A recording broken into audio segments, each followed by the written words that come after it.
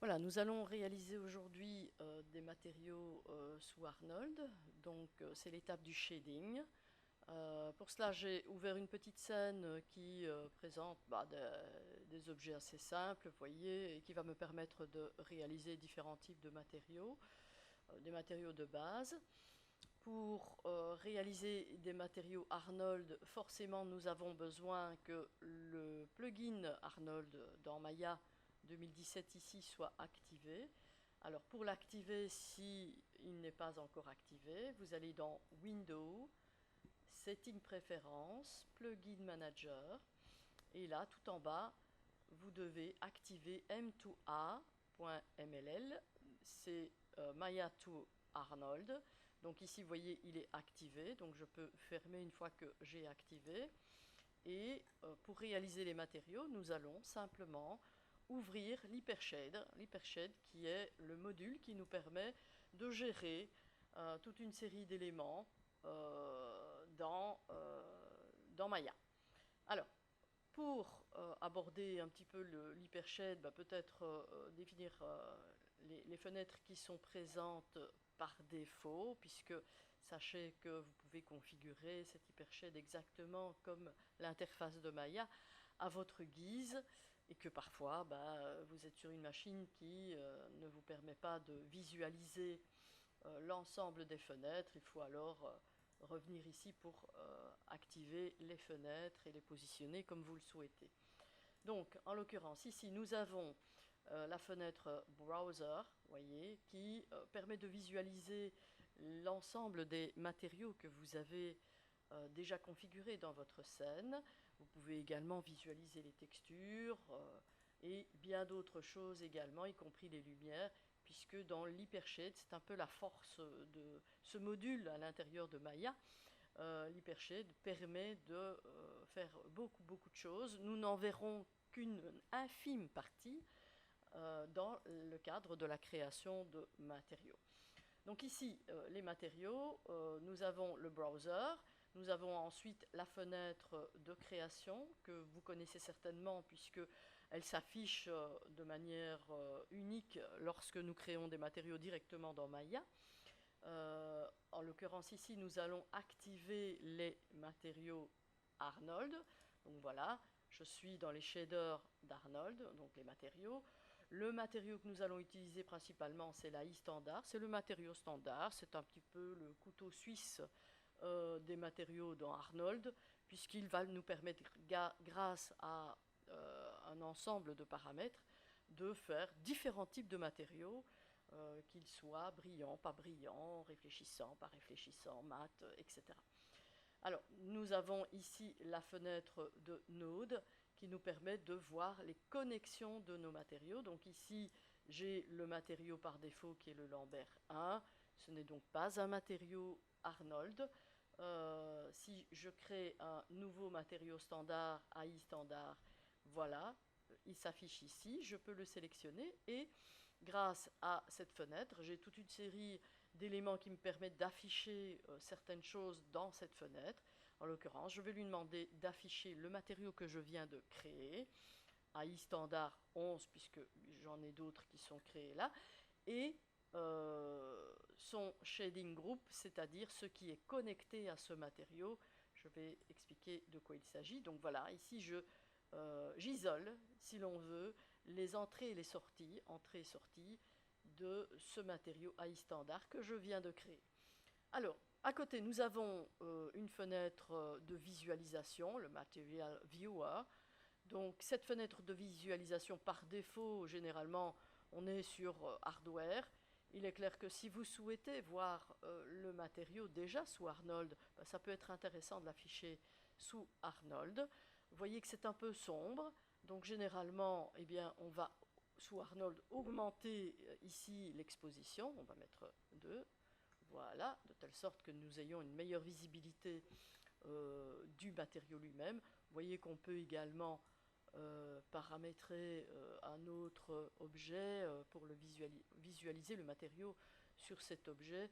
Il est clair que pour faire du plastique, on ne va pas prendre nécessairement des cheveux ou du verre ou la mer, ni même nécessairement les tissus. Donc on va peut-être rester sur le shader ball ici, en l'occurrence. En dessous, nous avons l'équivalent d'une certaine façon de l'attribut editor, puisque c'est le property editor, la fenêtre qui nous permet de configurer les différents paramètres du matériau que nous sommes en train de créer. Alors, première étape, nous allons nommer notre matériau. Donc, par exemple, on va créer du plastique. Voilà, plastique, underscore AI standard. Comme ça, je sais quelle est la base de mon matériau de départ. Voilà, du plastique. Alors, du plastique lisse, du plastique mou, du plastique non lisse, rugueux. Cela, c'est à moi de déterminer. Ça peut être plastique 1 éventuellement si je souhaite faire plusieurs types de plastique. Bon, on va n'en faire qu'un ici, un plastique un peu lisse et qui accroche la lumière de manière plus directe. Donc, première étape, au niveau de la couleur diffuse ici, donc la couleur principale de notre matériau, nous avons la possibilité d'ouvrir la roue des couleurs ici, de choisir des couleurs prédéfinies, de nous mettre dans le format HSV, je réouvre, voilà, ou RGB. Bon, on va se mettre en RGB par exemple. Si je choisis un plastique dans les tons de rouge, voilà, imaginons rouge, voilà, bien tapant. Il est clair que si je souhaite créer un matériau plastique avec des dessins dessus, des choses comme cela, il va falloir que, non pas que je détermine une couleur ici, mais que j'introduise ici une image qui va être une texture du coup. Et cette texture, c'est un peu particulier parce que il va falloir qu'elle s'adapte à mon objet. Et donc pour l'adapter à mon objet, généralement, on doit faire ce que l'on appelle un placement de texture. Ce sera l'objet d'une autre vidéo, puisque c'est un peu spécifique pour placer des textures. Il faut vraiment tenir compte du maillage de nos objets. Donc on ne fait pas un placement de texture de manière aussi simple que cela. Ce n'est pas nécessairement très simple, mais nous aurons l'occasion de l'aborder dans une prochaine vidéo. Alors ici la couleur, eh bien j'ai le poids de cette couleur. Si je l'intensifie, je vais avoir beaucoup plus de luminosité, d'accord. On va rester à 0,7. En l'occurrence ici, je ne pense pas qu'il soit nécessaire d'augmenter. Alors le paramètre de roughness, eh bien c'est ce qui nous permet d'avoir cette impression que la matière ou la couleur ici est un peu plus rugueuse, d'accord, ou pas. On va rester à 0 en l'occurrence ici. Le paramètre suivant qui nous intéresse, c'est le spéculaire, c'est-à-dire la façon dont le matériau renvoie la lumière, le petit reflet lumineux qui peut apparaître sur notre matériau. Généralement, il est blanc, on ne va pas nécessairement le modifier. Par contre, ici, son poids, vous voyez qu'il n'y a pas de reflet lumineux, donc je vais augmenter pour qu'il apparaisse. D'accord. Je n'ai pas l'obligation de le mettre à fond, parce que vous voyez que ça dénature et ça ne ressemble plus à du plastique. Donc on va peut-être se mettre ici à 0, 0,2, 0,3 entre les deux pour le poids. La rugosité, eh bien, vous voyez le reflet lumineux, une fois que l'affichage a terminé, on va le voir, puisque ça prend un petit peu de temps avec Arnold. Tout dépend du paramétrage d'Arnold à nouveau. Donc là, il faudra aller paramétrer le moteur de rendu lui-même pour définir l'échantillonnage, la qualité, etc. Donc, qui dit augmentation de la qualité, dit augmentation du temps de rendu aussi. Donc, vous voyez, le reflet lumineux est assez diffus, assez soft. Donc si je veux quelque chose de beaucoup plus net pour un plastique très très net, il va falloir que je diminue le roughness du spéculaire ici. Donc regardez, si je le mets à 0, voilà ce que j'obtiens, vraiment le reflet lumineux bien net ici. Donc ça c'est vraiment tapant, on va peut-être se situer un petit peu entre les deux, genre 0,3, quelque chose comme ça quand même, histoire de ne pas avoir quelque chose de trop. 0,2 c'est pas mal, on va rester à 0,2, voilà. Et on va mettre une réflectance à 0,7.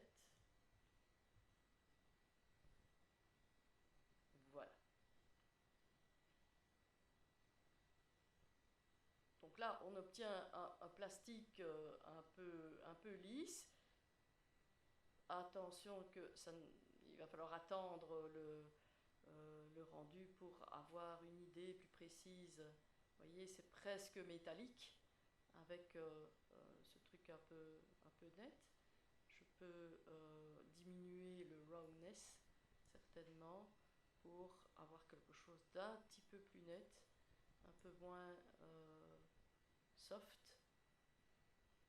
Donc là, c'est vous qui déterminez les caractéristiques de votre matériau. Il est clair qu'il est nécessaire d'apprendre à observer les matériaux qui nous entourent pour essayer de retraduire ce que nous percevons dans le paramétrage ici de notre matériau. Voilà. En réflexion, nous avons un paramètre de réflexion, c'est-à-dire que notre matériau serait réfléchissant éventuellement. En l'occurrence ici, nous sommes à 0, donc pas de réflexion, ce qui généralement n'est pas le cas du plastique. La réfraction, pareil, nous n'avons pas à rendre notre matériau plastique transparent. Il est possible, bien sûr, d'avoir des matériaux plastiques légèrement transparents. À ce moment-là, nous devons définir une légère réfraction. Comment la lumière va traverser cette transparence et quel va être l'indice de réfraction ici à déterminer. Le 1 étant un indice de réfraction où la lumière traverse tout droit. Donc, tout simplement, ici, la réfraction est à déterminer avec l'opacité. Nous verrons que pour un matériau vert, par exemple, que nous réaliserons tout à l'heure, nous avons à définir l'opacité ici. Pour le moment, l'opacité, c'est 0. Quand l'opacité est à fond ici, ça veut dire que transparence 0. Et pas opacité 0, vous aviez compris, c'est opacité 100% et transparence 0%. Donc si nous diminuons l'opacité, nous augmentons la transparence, bien sûr. Il est clair que dans Arnold, il y a une petite spécificité concernant la transparence, c'est qu'il va falloir, en plus du paramétrage du matériau, dans l'objet lui-même, aller configurer dans un paramètre Arnold de l'objet lui-même, configurer son opacité et décocher l'opacité pour qu'il puisse devenir transparent. Le fait de déterminer un matériau transparent ne suffit pas dans Arnold pour que l'objet soit lui-même transparent. Donc on aura l'occasion de le voir lorsque nous réaliserons un matériau transparent tel que le verre. Donc voilà, j'ai réalisé un matériau plastique, satisfait ou pas satisfait, c'est à vous de le déterminer. Je vais l'appliquer à une de mes sphères ici, donc je sélectionne un élément, puis je peux ici faire clic droit, Assign to Viewport Selection, et donc je vais l'assigner à mon matériau. D'accord ? Donc voilà un premier matériau créé. Nous allons passer à un deuxième. Je vous propose de faire du métal. Donc j'affiche ici uniquement ce deuxième matériau que j'ai sélectionné. Et pour faire du métal, par exemple du chrome, je vous reporte à mon centre de ressources qui vous permet d'avoir des presets de matériaux dans Arnold. Voilà, on va faire du chrome. Alors pour le chrome, eh bien, nous allons mettre nous allons l'appeler d'abord chrome ici. Voilà, chrome AI standard. OK. nous allons mettre la couleur à 0, d'accord. Le poids donc de cette couleur à 0, puisque ce qui va primer dans le métal, généralement, c'est la réflexion qu'il va pouvoir y avoir. Donc on laisse tout ceci à 0. Là, on ne touche pas au contrôle étendu. Alors au spéculaire, là, on va vraiment monter très très fort le poids, forcément, du spéculaire. Vous voyez, ça commence déjà à apparaître. On va mettre le reflet, donc la rugosité à 0. Vous voyez, c'est très très très transparent. Ici, on va ajouter du Fresnel, forcément, et la réflectance à genre 0,7, quelque chose comme ça. Voilà, à peu près. Bien sûr, nous avons des paramètres de réflexion à déterminer, et au niveau de la réflexion, eh bien, on va se situer à, vous voyez, on est déjà tout proche de notre résultat. Donc ici, on est bien à 1. Le poids de la réflexion, on va la laisser ici. Par contre, Enable Internal Reflection, on l'active. Le Fresnel, on l'active. Et on laisse la réflectance à ce normal à 0. D'accord ? Réfraction, on ne va pas toucher à cela. Et le paramètre suivant qui était important, que je n'ai pas encore évoqué, c'est le SSS, Subsurface Scattering. Eh bien, on n'y touche pas pour le moment, parce que c'est ce qui nous permet par exemple de simuler une matière un peu peau comme ça, avec plusieurs niveaux de matière à l'intérieur même, comme la peau, hein, lorsque à travers le lobe de l'oreille, si on met une lumière derrière, on voit une matière à l'intérieur. Eh bien, le subsurface scattering permet de créer plusieurs niveaux de matière de la même façon. C'est ce qui caractérise un petit peu les matériaux peau. Donc voilà, vous voyez le matériau chrome ici, j'ai vraiment comme du miroir. À moi, si je souhaite modifier, je peux encore jouer sur certains paramètres pour tester. N'hésitez pas à tester de votre côté les paramètres et voir quel est le résultat. Donc voilà un matériau chrome. Je propose à présent de réaliser un troisième matériau qui peut être une variante du chrome. Ça pourrait être par exemple de l'or. Okay ? Donc on va avoir pour l'or le même type de paramétrage que pour le chrome, sauf qu'on va malgré tout mettre une couleur dans Diffuse. Donc ici, on va mettre en RGB genre 0,8 ici, voilà, 0,8 pardon, 0,5 à peu près, voilà. Vous voyez qu'on est un petit peu trop dans, donc ici on va mettre 0, un petit peu trop dans, il m'a pas pris les virgules. Ça, c'est parce qu'il ne prend pas la virgule du pavé numérique, d'accord ? Donc, je vais devoir prendre la virgule sur le clavier ici, voilà, 0,5, voilà. Donc, vous voyez, au niveau de la couleur, on se situe plus ou moins à ça. Maintenant, on peut augmenter légèrement un petit peu par là et diminuer peut-être un petit peu pour être un peu plus dans l'orange au niveau de notre paramétrage. Voilà, quelque chose comme ça.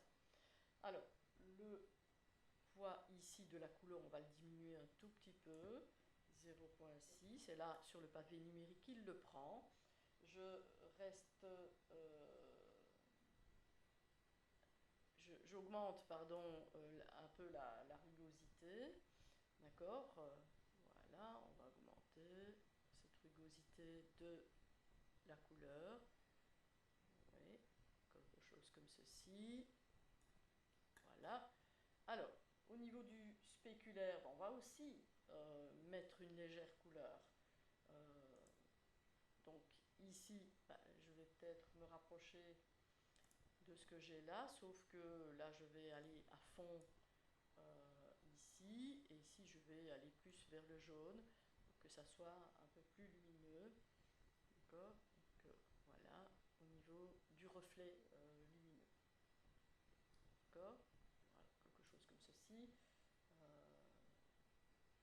Et plus vers le jaune, on y va carrément. Oui, voilà. Et alors ici, on va aussi mettre quelque chose de plus lumineux, forcément. On va augmenter. Voilà, quelque chose que... Voilà. Ici, au niveau du spéculaire, vous voyez, quelque chose de plus clair.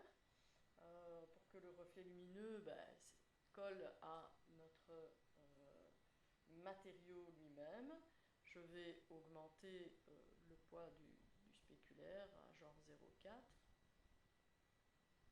Voilà. Roundness, on va diminuer un tout petit peu. Vous voyez, on commence tout doucement à avoir quelque chose. On active le Fresnel et on se met à 1 en réflectance. On obtient, vous voyez, quelque chose comme ceci. Je vais diminuer un petit peu la dureté pour avoir quelque chose d'un petit peu plus net, assez soft quand même, mais plus net. Voilà. Alors au niveau de la réflexion,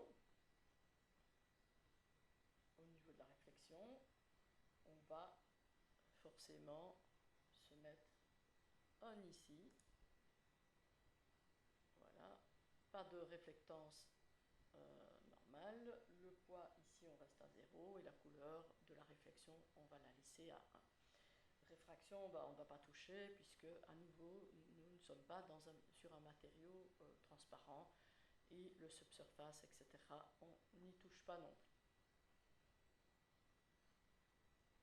Voilà, notre matériau qui se calcule.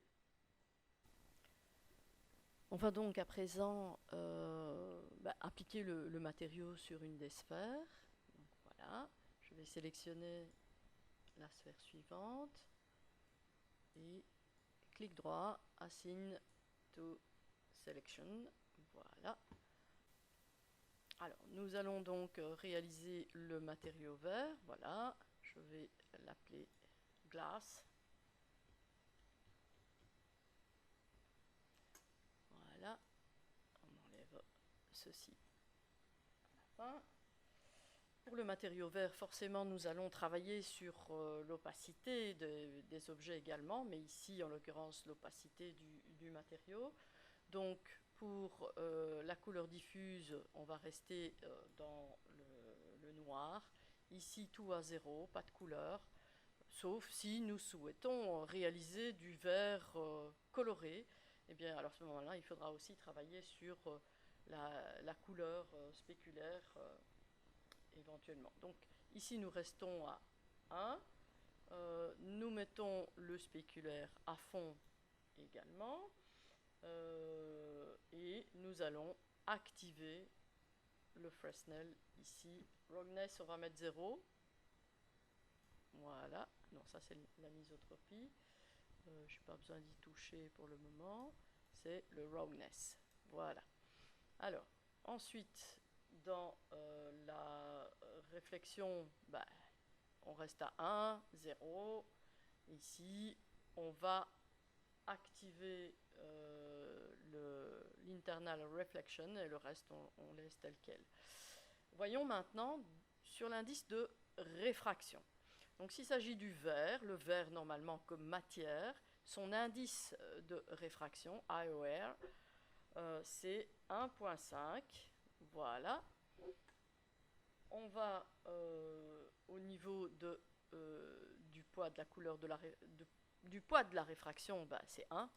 D'accord. Vous voyez de suite que on a cette impression de transparence, d'accord? On ne voit plus grand-chose sur notre viewport ici, et nous allons activer le Fresnel sur l'indice de réfraction.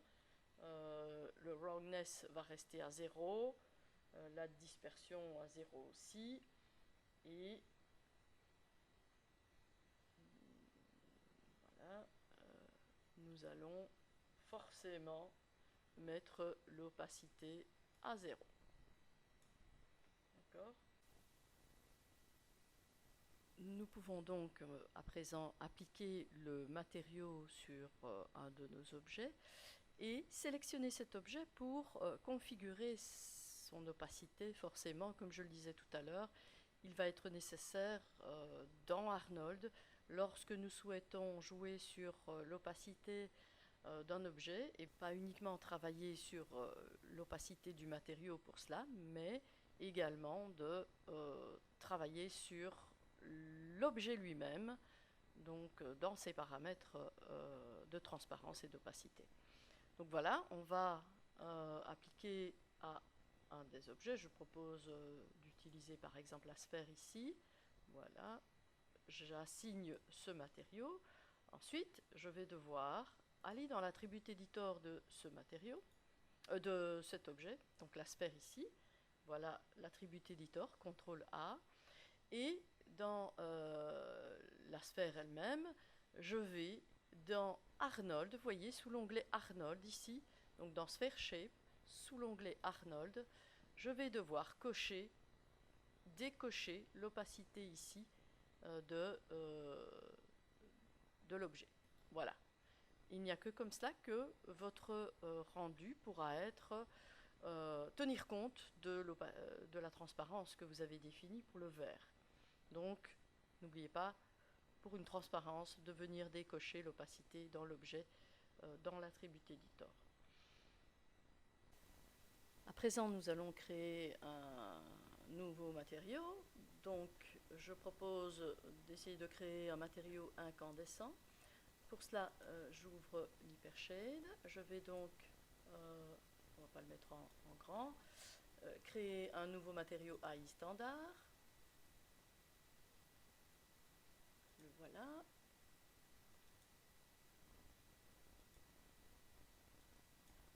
Voici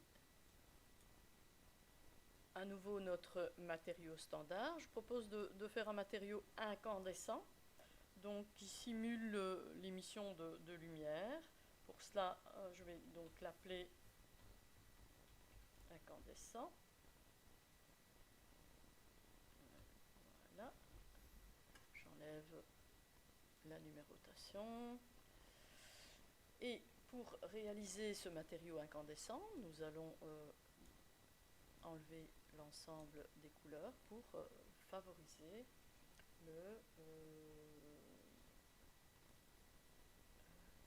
simplement on enlève ici tous les paramètres, voilà, voilà, on met tout à 0 ici, sauf ceci, on n'a pas besoin de toucher à cela, et nous allons au niveau de l'émission, donc au niveau de la réfraction, on ne touche pas, réflexion ne touche pas.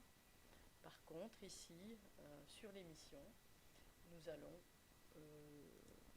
peut-être donner une couleur un petit peu chaude, et nous pouvons, si nous le souhaitons, voilà, un petit peu chaude comme ceci, et nous allons augmenter le scale. Voilà. Alors, pourquoi n'ai-je pas mon rendu ici? On va lui demander. C'est probablement parce que j'ai ouvert ma fenêtre de rendu. Voilà. Ok, donc vous voyez, il est saturé blanc. On va l'appliquer à la sphère qui se trouve ici, s'il veut bien. Le matériau incandescent, voilà. Donc à présent, on le voit de cette façon-ci. Ok, vous voyez, c'est assez simple. Je peux, si je veux, accentuer encore cette impression d'intensité en augmentant la couleur ici du value. En étant en HSV, bien sûr, je peux par exemple mettre 10. Et là, je sature énormément ma luminosité pour simuler la lumière. Donc ce qui peut être intéressant, c'est de visualiser notre scène dans Arnold, voir comment les matériaux réagissent au rendu.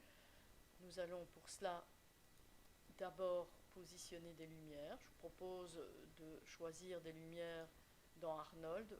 Je rappelle que lorsque nous sommes dans Rendering ici, nous avons accès à des lumières qui sont là. Nous avons le shelf Arnold qui nous propose aussi des lumières.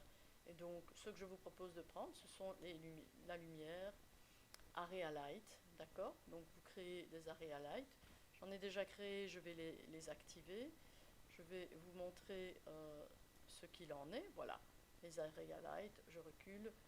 Ici, je les ai positionnées au départ, quand vous les créez, elles sont à 0, 0, 0 dans l'univers. À vous de le déplacer, l'Area Light, de l'agrandir avec la mise à l'échelle et de le positionner. Donc ici, j'ai positionné devant, derrière.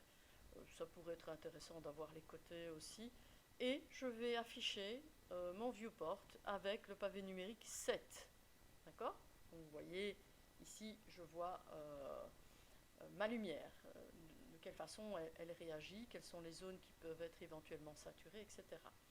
Dans l'attribut éditeur de la lumière, pour obtenir ce résultat, sinon c'est tout noir, parce que lorsque vous êtes à l'intensité 1 et à l'exposition 0, eh bien, vous n'avez presque rien comme lumière, en fait, avec la Area Light. Pourquoi? Eh bien, simplement parce que nous avons indiqué, ce qui signifie que l'intensité de la lumière diminue en quadratique au cube par rapport à la distance. D'accord?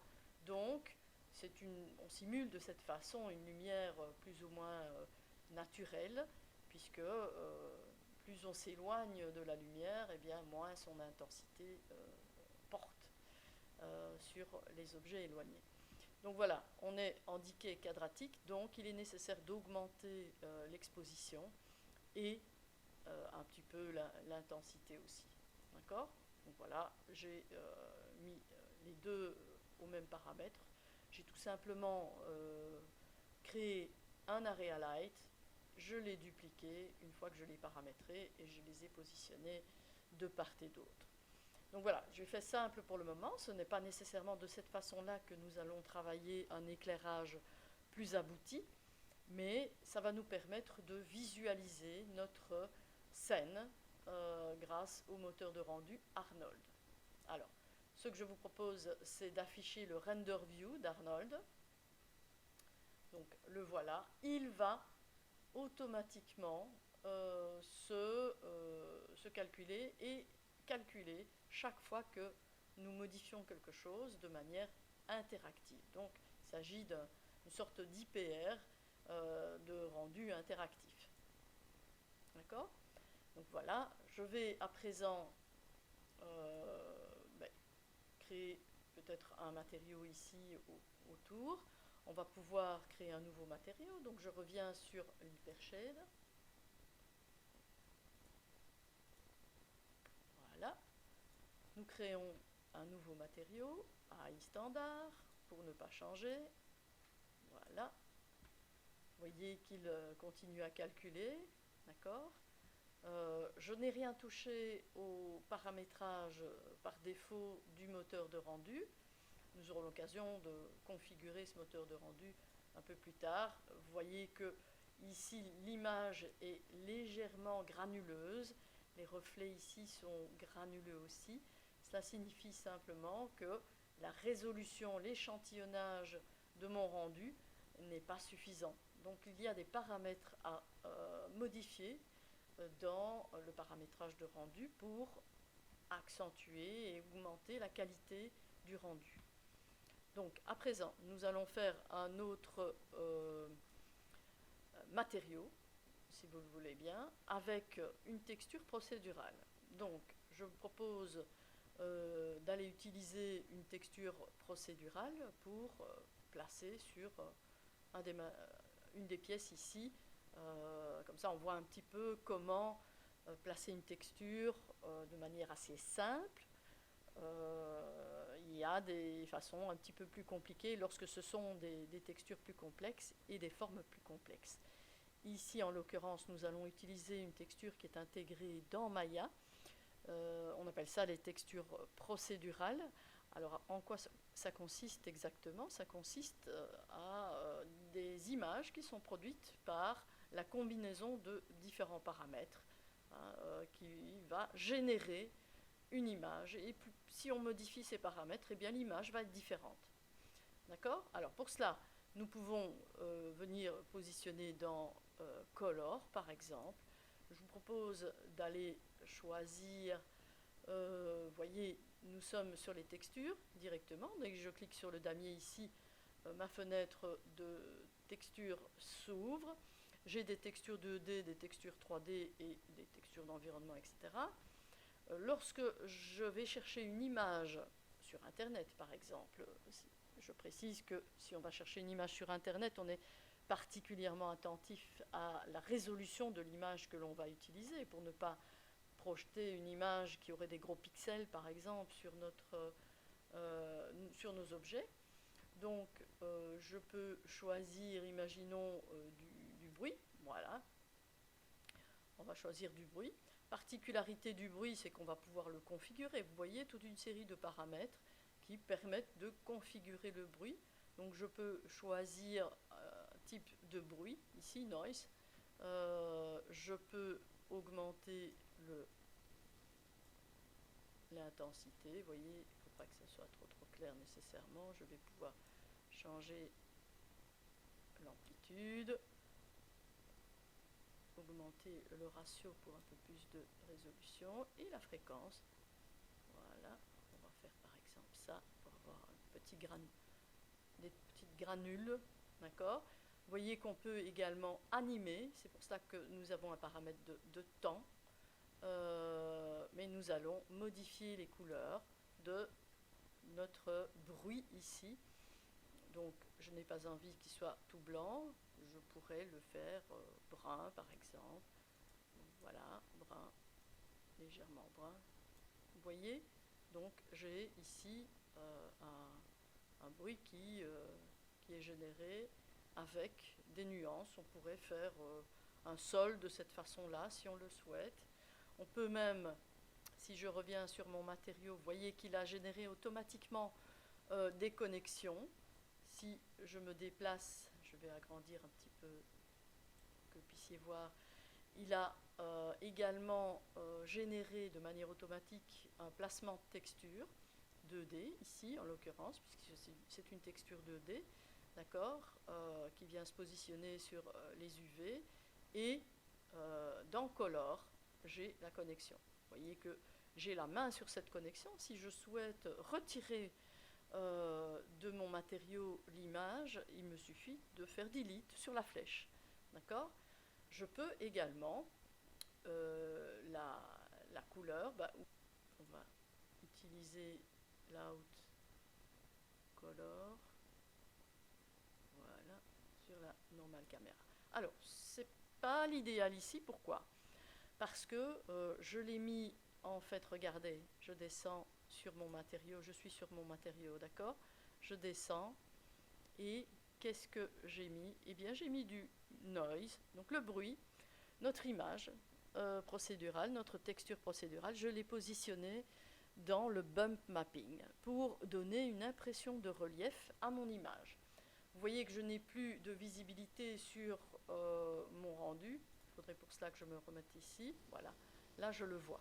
Pourquoi? Parce que lorsque ma fenêtre de rendu Arnold est ouverte, eh bien, je n'ai plus accès ici, apparemment, à mon rendu Arnold dans l'Hypershade. Donc vous voyez, j'ai généré de manière manuelle ici la connexion vers le bump mapping en choisissant les normales caméras. D'accord? Le bump mapping, qu'est-ce que c'est? C'est un faux relief. Ça signifie quoi? Ça signifie que j'ai pas vraiment du relief, ma forme elle reste bien ronde, mais j'ai une impression de relief lorsque je regarde les surfaces bien en face. D'accord? Mais les bordures ne sont pas déplacées. Les faces ne sont pas déplacées non plus. C'est pour ça qu'on parle d'une impression de relief. Petit élément également, j'ai généré un noise de couleur, mais le bump ne prend en compte, pour réaliser le faux relief, si on peut appeler ça comme ça, ne prend en compte que les informations de blanc et de noir, et donc de niveau de gris. Le blanc, c'est 100% de bump, le noir, c'est 0% de bump, et le gris entre les deux, en fonction de la quantité de blanc que nous avons, eh bien le bump va réagir à ces informations uniquement. Donc j'aurais pu convertir mon image en niveau de gris pour le placer directement là-bas. Nous allons donc à présent configurer les autres paramètres du matériau, puisque nous n'avons pas touché au reste, uniquement la couleur. Ce que je vous propose, c'est de créer un matériau un peu terre comme ça. Appelons cela terre. D'accord, voilà. Donc nous avons mis la couleur. Nous pouvons jouer un peu sur la rugosité ici, voilà. Nous allons mettre à 0 complètement le spéculaire, forcément. Pas de reflet sur la terre, pas de réflexion non plus, pas d'émission, pas de réfraction. Voilà, donc le reste nous paraît correct. D'accord ? Voilà, nous allons à présent appliquer ce matériau sur un des éléments de la scène. Donc par exemple ici, voilà, j'applique et nous obtenons notre matériau ici. Petite difficulté que nous allons rencontrer, c'est que nous n'avons pas placé la texture correctement sur l'objet. Et ça, c'est quelque chose d'important, puisque dès qu'il y a une texture à positionner dans une scène, sur un objet, eh bien, il est absolument nécessaire de créer des UV pour que la texture se place correctement. J'ai choisi la facilité ici dans la mesure où nous n'avons pas spécifiquement besoin de placer une texture bruit, elle est assez aléatoire, donc il faudrait s'assurer qu'il n'y a pas des étirements, des choses comme cela. Vous voyez, elle n'est pas spécifiquement bien placée. Logiquement, il faudrait que je vienne dans le menu ici UV, projeter les UV de manière automatique ici, soit en automatique, c'est-à-dire l'automatique c'est 6 plans exactement comme un cube. Nous sommes ici sur quelque chose d'assez sphérique. Nous pourrions utiliser la sphère. La difficulté serait de sélectionner peut-être uniquement la sphère et d'appliquer une projection sphérique ici, uniquement sur les faces de la sphère, et puis peut-être en automatique, c'est-à-dire sous forme de cube, ici sur le socle plus spécifiquement. Donc nous aurons l'occasion de voir le placement de textures dans les vidéos suivantes. Ça vous permettra de mieux comprendre le processus. Et c'est vrai qu'on commence généralement d'abord par des projections UV et après on va travailler les coordonnées UV de manière plus précise pour que ça soit correct et que les UV soient dépliés correctement.